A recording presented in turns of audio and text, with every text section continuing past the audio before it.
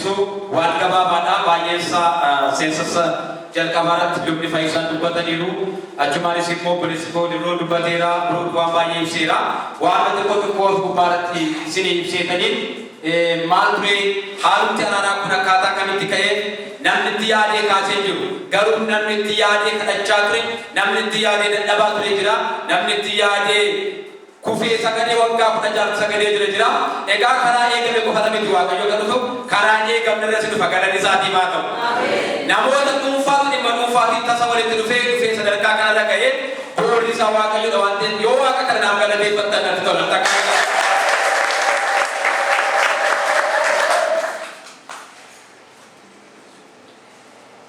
tolega itam fufa suuraa kana hin agartu suuraa kana kun agartan sagantaa galateeffannaa walii galaa waldoolii wangeelaa naannoo galaan keessa jireenya yoo baay'ee mul'achuu dhabatsan kun waldoota kiristaanaa torba bakka bu'oota waldoota kiristaanaa jaarsolii waldaa namoota dhuunfaafan guyyaa araaraa ta'edha isaan kun shaamaa isaan qabatanii guyyaa sana araaraa gaggeeffamanidha kana gubbaarratti tartiibni dhiyeessii gosa kan of keessaa qaba seenaa hundeeffamaa gurmuun dhalootaan kun akkamitti hundeeffame jalqabni marii gurmuu kanaa maal ture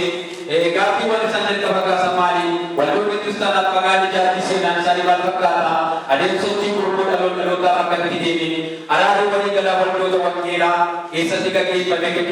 kan jedhuufi dhumarratti kun aamsa qabu gurmuuwwan kana namoonni gurmuu kan jalqaba hundeessan nama 13 kan waan ta'an ni jiru isaan aamsa kana ni qabu fuulduratti isaan baasee ergaa isaanii ni dabarfatu jechuudha. Seensani qaba bara 2013 keessa mee aappii koona tokko jedha bara 2013 keessa namoonni dhuunfaadhaan waldaa garaagaraa keessaa miseensa ta'anii jiran sagantaa dhuunfaa bara guyyaa galataa jedhanii gaggeessaa turanii